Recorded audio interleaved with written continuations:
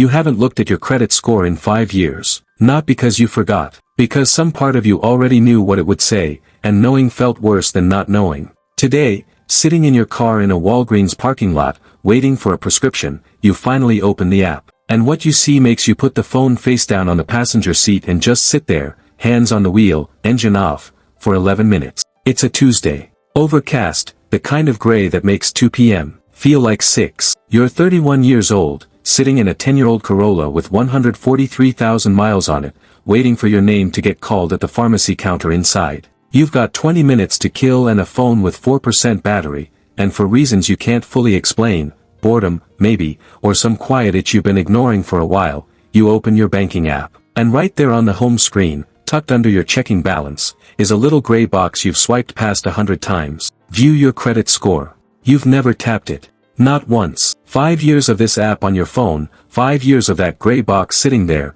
patient, unbothered, and you've never once tapped it. You know roughly why. 5 years ago you missed 3 payments in a row on a credit card you'd forgotten you had, a $340 balance that ballooned into a collections call you avoided for 4 months before finally paying it off in a panic, in full, just to make the call stop. You know there was damage. You just never wanted to see the number attached to it. Numbers make things real.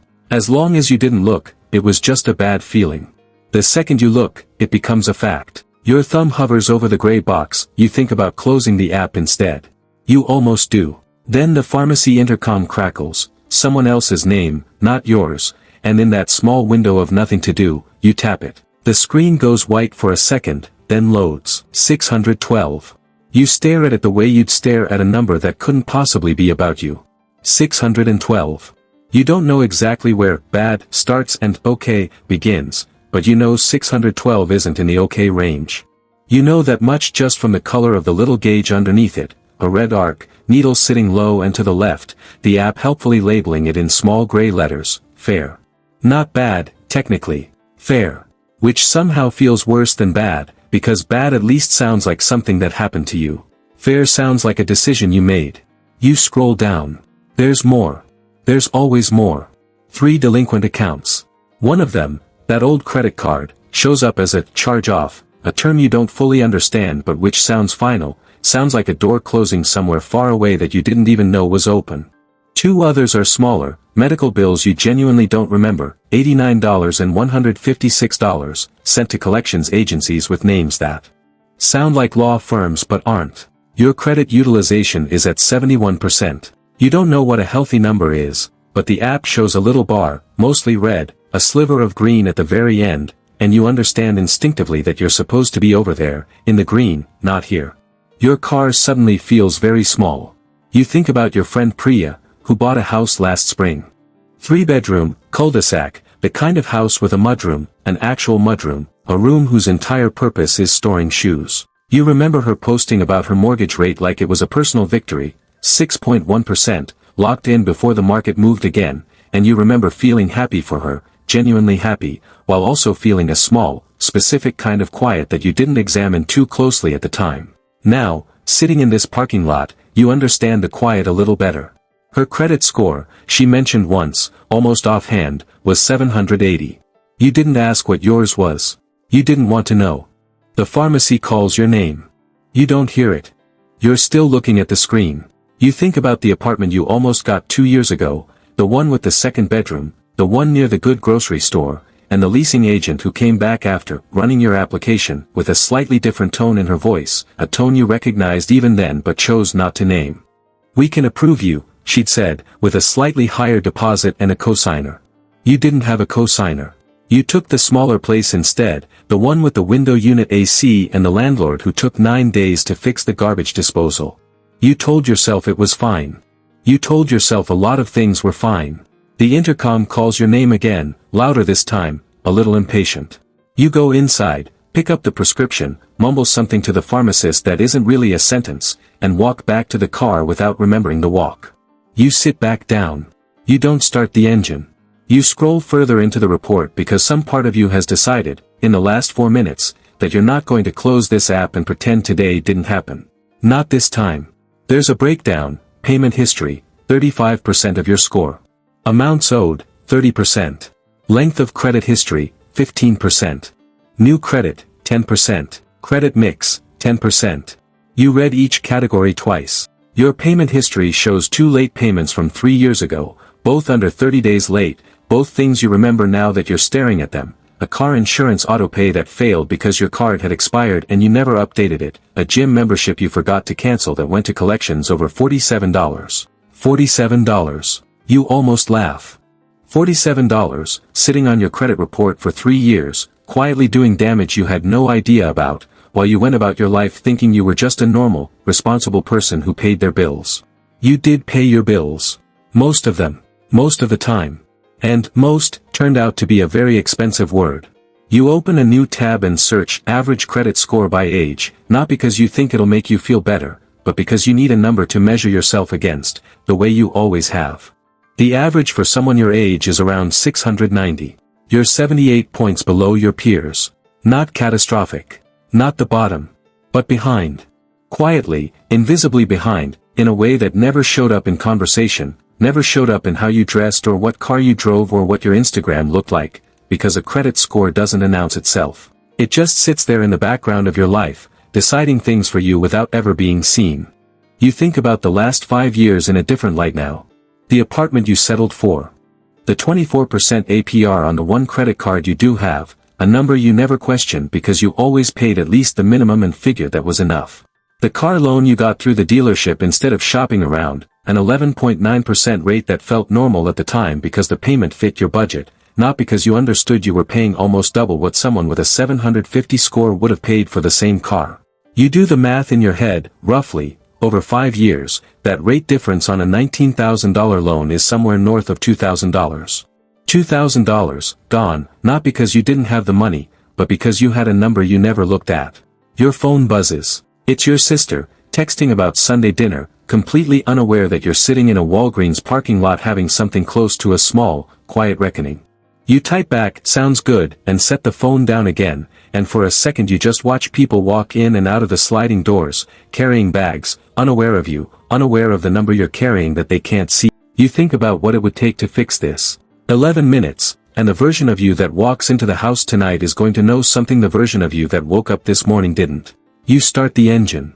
The radio comes on mid-song, something forgettable, and you don't turn it off. You just sit there another second, phone screen dark now, resting in the cup holder, the number 612 no longer a stranger but something closer to a starting line. You pull out of the parking lot and merge into traffic, and somewhere behind you, in an app you'll now open every month instead of every 5 years, a number sits quietly, waiting to see what you do next. The drive home takes 14 minutes, and you spend every one of them doing math you've never done before. Not the vague, anxious math of before, the specific kind.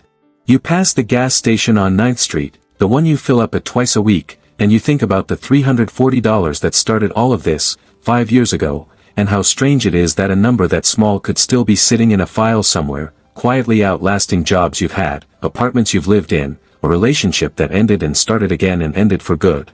The card was a Discover card. You remember that now, sitting at the red light on 9th and Miller. You'd opened it at 23, mostly to build credit, the way everyone told you to, and used it exactly 4 times before forgetting it existed. The $340 balance was from a plane ticket, a trip to see a college roommate get married in Charleston, a trip you almost didn't take because money was tight, and took anyway because you didn't want to be the friend who wasn't there. You don't regret the trip. You regret not paying attention to the bill that came after it. The light turns green. You drive past the strip mall with the nail salon and the tax place that only opens in February and March, and you think about how invisible all of this was while it was happening. Nobody sat you down. There was no moment, no letter that said, "This is important, look closer." Just a bill, then another bill, then a phone call from a number you didn't recognize that you let go to voicemail 3 times before finally picking up on the 4th, a woman's voice, professional, unbothered, reading you an account number and a balance and asking how you'd like to resolve this today. You paid it in full on the spot, over the phone, card number read aloud in a parking lot not unlike the one you were just sitting in, because the shame of the call felt bigger than the money did. You thought that was the end of it. Paid in full. Case closed. Nobody told you that paid and erased are 2 completely different words on a credit report. Nobody told you a charge-off stays on your file for 7 years from the date of the first missed payment, whether you eventually pay it or not. You're learning that now, at a red light, 5 years late. You pull into your driveway. The porch light your landlord installed last year, the one that's always slightly too dim, flickers once and steadies. You sit in the car another minute before going inside, phone in your lap, the note titled, "Fix," still open. You add a fifth line, look up exactly when the charge-off falls off. Get the real date, not a guess. Inside, the apartment is quiet. Your roommate's shoes are gone from the mat, which means she's still at work. You set your keys in the bowl by the door, the one with the chipped edge you keep meaning to replace. And instead of doing what you'd normally do, TV on, phone open, the evening dissolving into nothing in particular, you sit down at the kitchen table with your laptop and pull up your full credit report. Not the score. The report. All 3 bureaus, the way the article you skimmed in the parking lot told you to check, because apparently they don't always match, and apparently that matters. Equifax says 609. TransUnion says 615. Experian says 612. Close enough to each other that it doesn't change much, but different enough that you write all 3 numbers down anyway, because for the first time in your adult life you're treating this like something you're allowed to manage instead of something that just happens to you. You find the charge off. The date on it is October of 5 years ago. You do the math, slow, using your fingers at first like a kid, then just typing it into your phone's calculator to be sure. Unread past the subject line, from over 2 years ago. You read it fully for the first time. There's a number at the bottom for billing disputes. It's 6:40 p.m. now, past business hours, but you write the number down anyway, on the same note, 6th line, call urgent care billing Monday morning, ask about the $89 and $156, ask if they'll remove it if paid in full. You hear your roommate's key in the door around 7.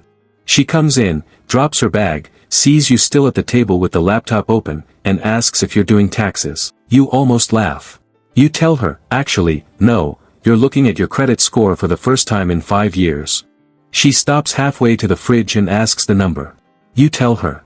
612, she doesn't flinch the way you expected her to, doesn't make it weird, just says, mine was in the 500s 2 years ago. You didn't know that. You've lived with her for 18 months and never once talked about this. The way nobody talks about this, the way it sits underneath every conversation about apartments and cars and, someday houses, without ever actually being named. She tells you what she did. Not a program, not a course, nothing she paid for, just a secured credit card with a $300 limit, used for gas only, paid off every single month, on autopay, for 2 years straight. She says it's at $690 now. She says it wasn't exciting. She says that's kind of the point. You go to bed that night with the note still open on your phone, 7 lines now. You don't do anything else that night.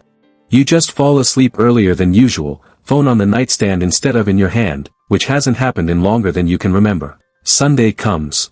Dinner at your sister's, the one you texted, sounds good, to from the Walgreens parking lot without telling her why you'd gone quiet for 20 minutes before responding. She's got the table set the way she always does.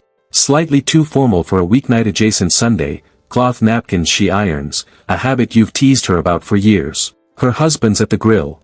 Her kid is watching something loud in the next room. You help her carry plates to the table, and somewhere between the potatoes and the green beans, she asks you, casually, if you're doing okay. Not in a worried way.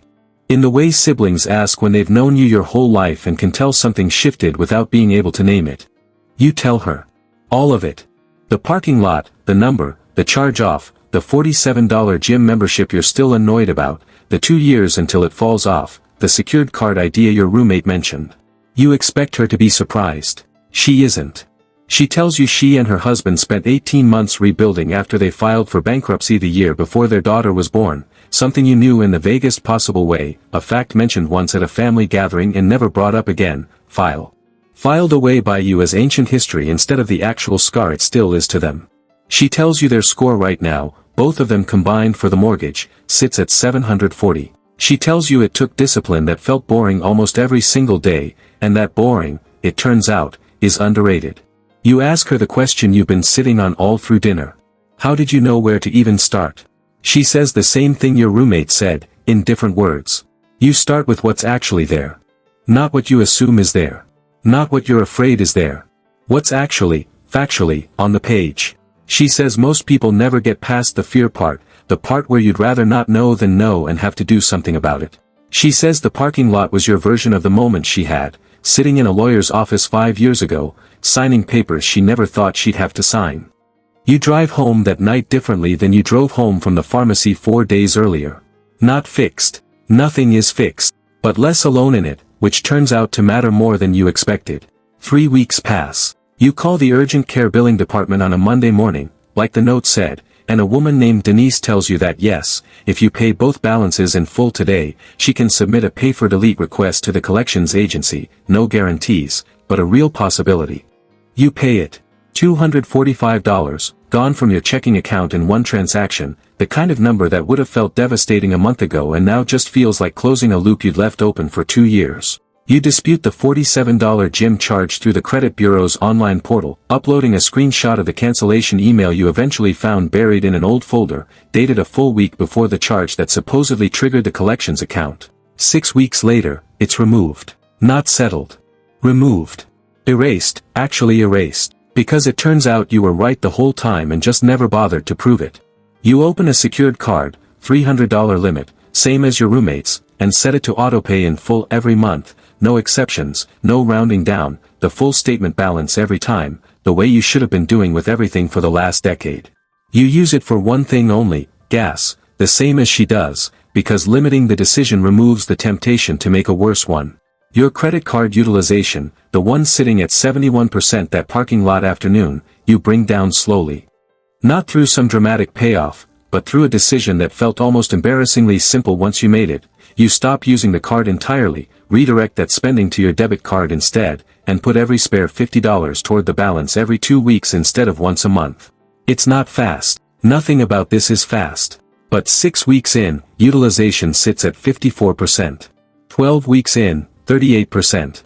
You check your score now every month, the way you promised yourself in the parking lot you would. Not obsessively. Just once, a small ritual, first Sunday of the month, coffee in hand, the same gray box you used to avoid. 5 months after that afternoon in the Walgreens parking lot, you're sitting in your car again, a different lot this time, outside your own apartment, engine off, same as before, except everything about the moment is different. You open the app out of habit now, not dread. The number loads. 671. 59 points. 5 months. Not the mid-600s the projection tool promised in 6 months. You beat it by a little, mostly because of the removed gym charge and the paid medical bills, the kind of quick wins that don't repeat but matter when they land. Keep going. You know how now. You pull out of the lot and somewhere in an app you check every first Sunday of the month, a number that used to feel like a verdict sits quietly climbing, waiting to see what you do next, and for the first time in 5 years, you're not afraid to find out.